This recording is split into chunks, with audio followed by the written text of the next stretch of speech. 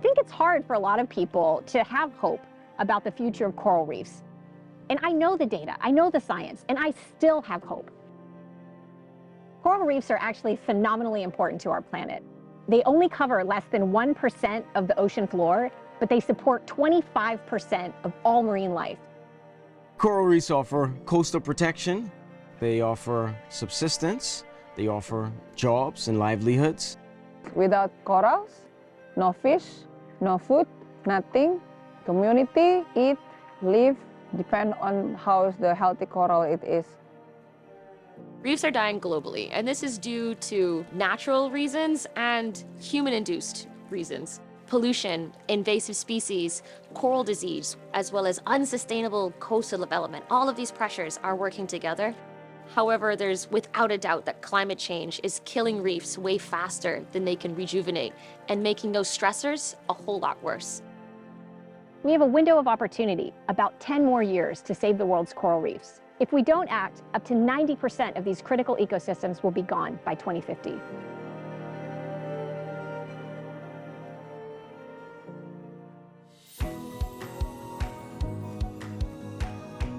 The North Star for the Nature Conservancy is aligned with this global effort to protect 30% of our oceans, freshwaters, and lands. And in the coral reef space, we also aim to protect and restore 30% of coral and shellfish reefs over the next decade.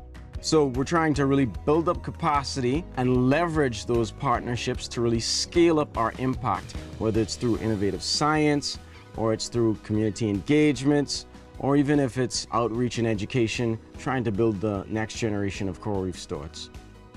We are trying to test different techniques, to apply different techniques, just see how you can improve that and just apply them in different places.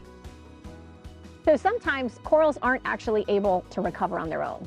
We actually have to come in and do some interventions, and that means things like replacing the structure, putting substrate underwater that corals can grow and settle on.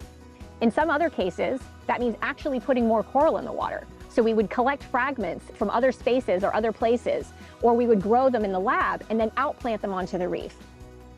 It involves, looking at how natural resources are being harvested on the coral reefs and other areas within the ecosystem and manage them in a sustainable way so the people can continue to utilize them and also to protect them for generations in the future.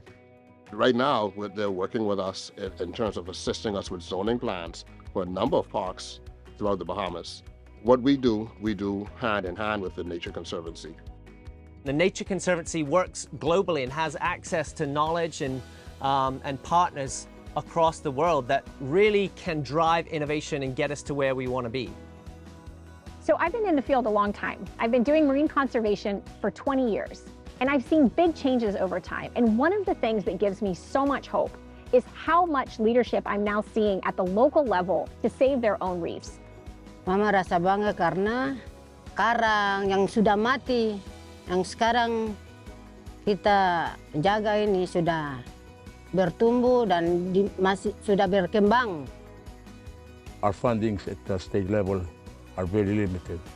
So through our friends and our partnership through the NGOs like PNG, we can sustain the healthy reefs for our people.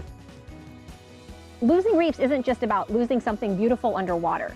It's about losing all of those incredible services that these systems provide to communities around the world. My father was a full-time fisherman, so I've seen a lot of fish. I've seen a lot of corals growing up. The baseline today has changed, and I would like my children to continue to see what I've seen.